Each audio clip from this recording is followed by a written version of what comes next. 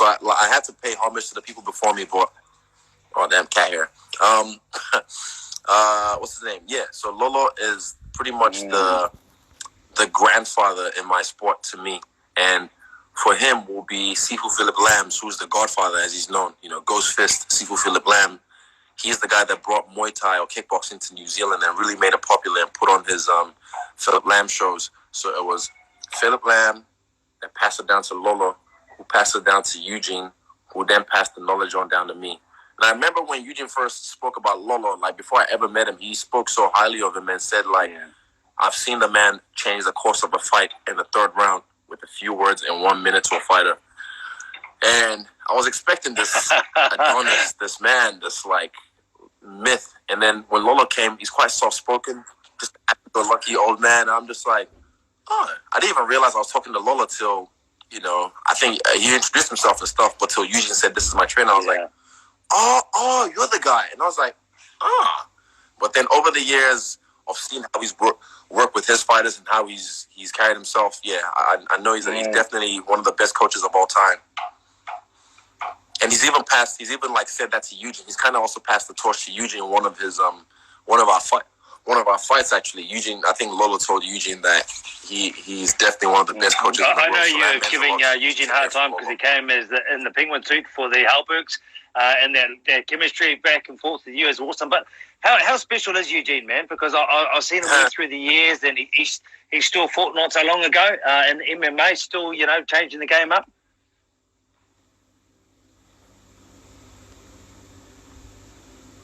Yeah, definitely. I mean, he's a real one.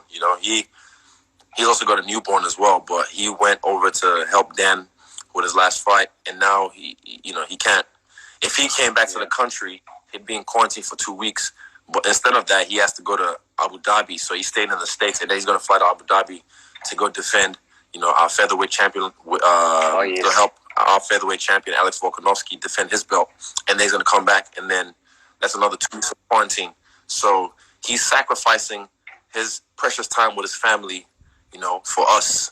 And for me, I feel like we have to make. Brother, you mentioned silk sheets that you got out of bed from today, and you deserved all the treats you're getting now.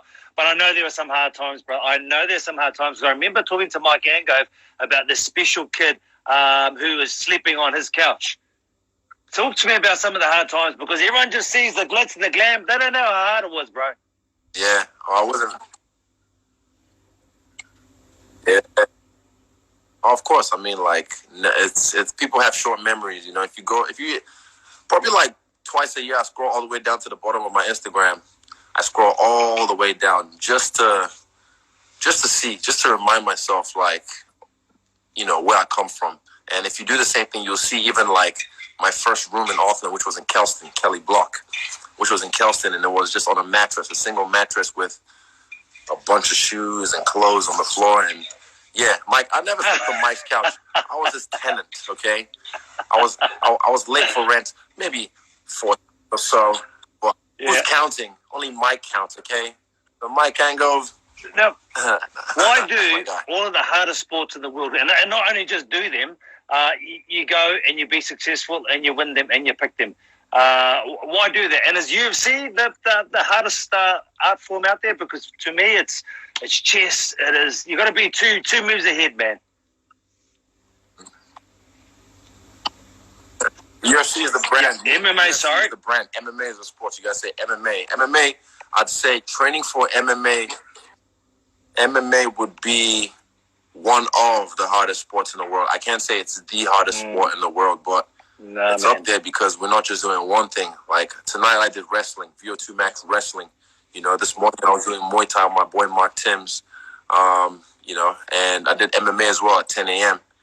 Just technique, so it's a lot you have to take in. And yeah, I specialize in certain things, but people, like I said, I'm still a student of the game. I'm constantly learning. So yeah, it's one of the hardest. Like I could have just, honestly taken the easy road, done boxing or kickboxing and be a great striker, made mad money, have an undefeated record, and that's it. But now I felt like I wanted to challenge myself. I felt like I never wanted to be a guy that just coasted, a guy like anyone could just whoop his ass, like a jiu-jitsu guy could just take me to the ground as a striker. So I wanted to be a well-rounded fighter. And that's why I chose the harder route. You mentioned that part of having a platform like this is so you can do some stuff outside the ring as well. Black Lives Matter. You had an amazing speech at the Hellbergs. You've had a number of amazing speeches. And then down at Altair Square, once again, you're up there using your voice, your platform. Can you talk a little bit about that, man? Because, to me, it's like the great champions and what they do with their voice.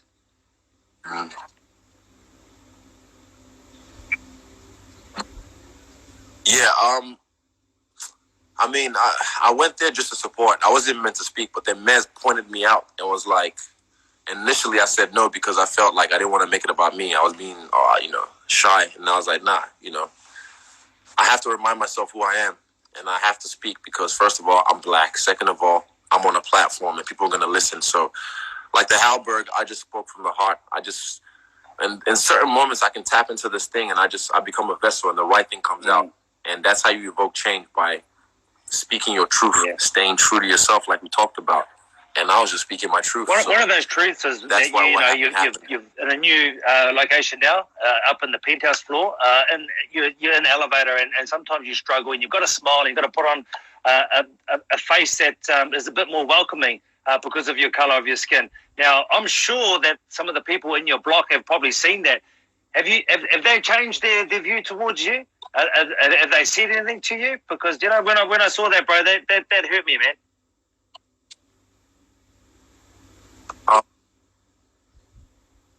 Yeah, well, I mean, I wouldn't say, I don't know, I wouldn't say so, but on my floor, on the top floor, all my neighbors were nice to me. Yeah. And this was after the speech, I met them.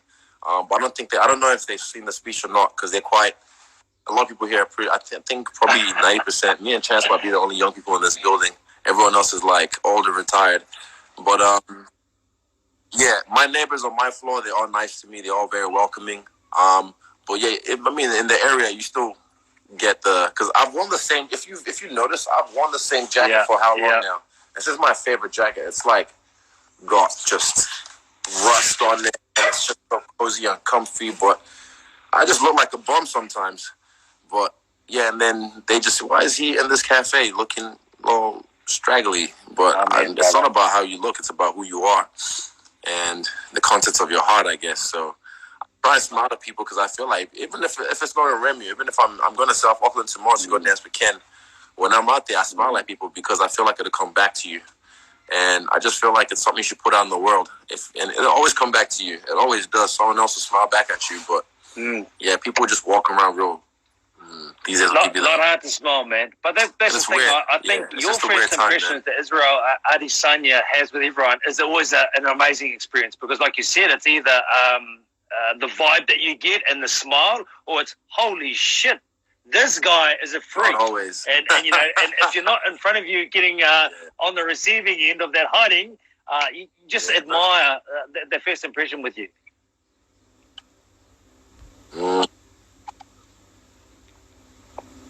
Yeah, I mean, it's not always, though. It's not always. I mean, some days I might not be in the mood.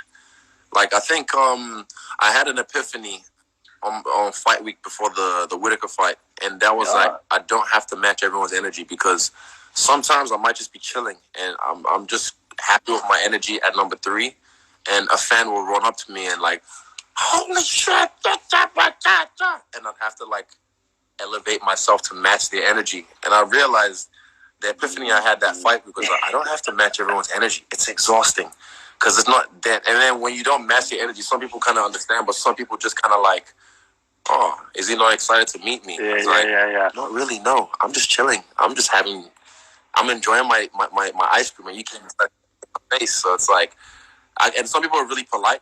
Even after the fight, I remember on my way to the airport, I was fully over it. I put up a story just saying like, look, if you see me at the airport, if you see me anywhere, and you come running, yelling at me, I'm going to walk away because I just don't have the capacity right now to deal with crazy amount. And people have to understand, like, I'm and there was just one on top of the million you've already had, man. Bro, that's how many just one photos. That's about, and I'm going to have as well. I see in public events, so I have to kind of say no to people a lot lately, and then I'm an asshole for that, but I don't give a fuck. I don't care. I'm living my best life. So I just like, I still say yes, people are polite, but if people aren't polite, then I'm just like, cool. glad I didn't take a photo with you anyway. But it's just because if I say yes to one, then it's like a zombie apocalypse. Then there's 5 more coming, and I'm like, oh, I don't want to spend the next fucking hour taking photos with every single person. Oh, someone take a photo. Even know me. They just see, so that guy's famous because people are around him. I want a photo too. Exactly. So it's just, I have to protect my energy. I have to protect my energy, and I have to protect myself, and everyone, you as well, whoever you are at home, you have a right to protect this is We Are Manaaki. It's a page that helps business navigate through COVID-19, which you've supported, which is amazing. Now, if we talk business and we say you have to protect your energy, and you also have to protect what you've earned and your income, and by the way, don't be afraid to give us a follow. You protect your income. So 30 now, I think you're 30, you're coming up to 30. You've made a lot of money, and I reckon you're meticulous in your planning, man. What have you done to ensure that you still wake up in silk sheets for life, brother?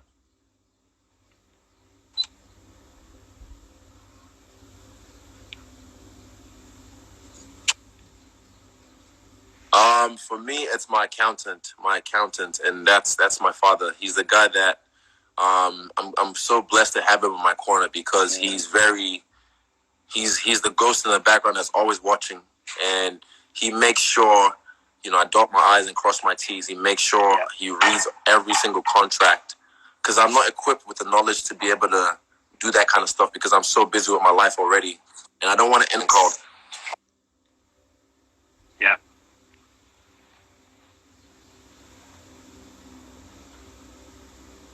I don't want to end up like a lot of these stories that we've seen, of guys who rise and fall because of lack of education, being illiterate, or fucking with the wrong managers or the wrong people. So, for me, it's just being financially literate. So I'm being schooled on the game of real estate, on the game of owning your life. That's awesome. It's great to hear, man. I knew you're going to have a sort of answer like that because you're meticulous in everything you do, brother. My pops. Are you a dreamer? How often do you dream, man? And do you still dream now? And is it not just down to that lane of fighting? Because, it looks to me you're a deep thinker, and I'd love to know what's up there in terms of dreams for Israel.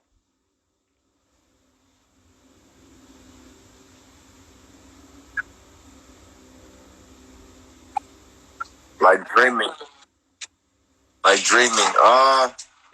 be honest, the dreams for me lately, not as much. Depends. I have seasons.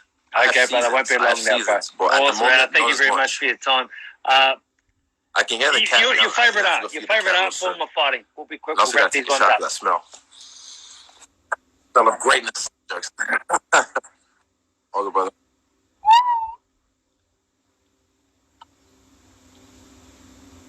My favorite art form will be Muay Thai, stand-up striking.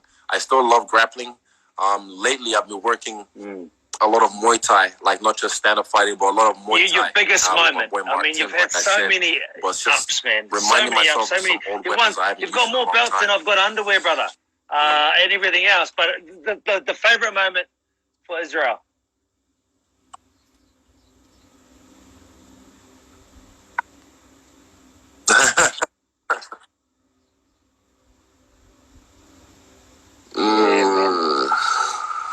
To be honest, it was UFC 243. Beautiful. Your biggest failure that you think it helped you learn this from. Climax till we get to the next one.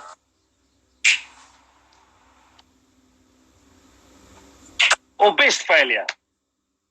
My biggest failure. Let me think. There's a few. Where do you want to start? Best failure. My best failure, I'd say, was my first loss to Simon Marcus. Shout out to him. I'm sure he's still kickboxing, but that was when I became not undefeated in kickboxing anymore. And I was like, And last question, brother. The last little bit of advice it just kind of let me know. Or tools for people out there that want to get ahead in everything because your high performance, your work ethic, just whether they're starting out or whether they've been doing something for a very long time and they still haven't quite achieved.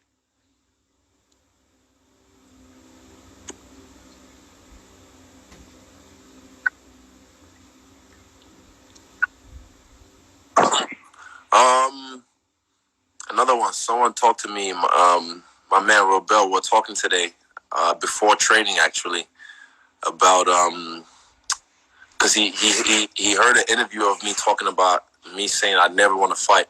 Like, I wanted Dana White's job. Like, you would never pay me enough to fight. And he feels like he was there right now because Robel, my boy, comes from a different background. Like, he's a refugee. Like, he's seen some things that we've never seen. Like, some things, you know what I'm saying?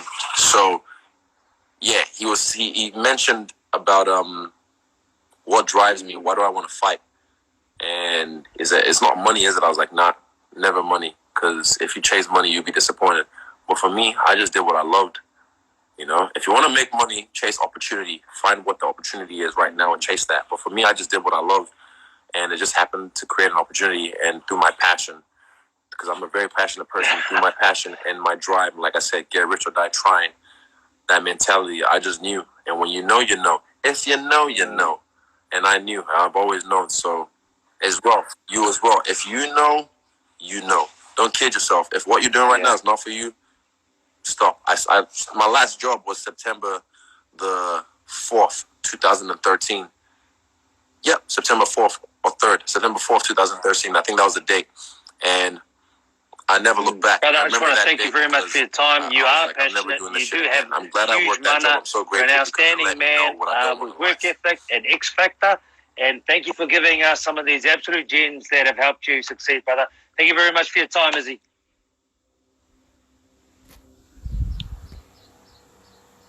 My man. Thanks, brother.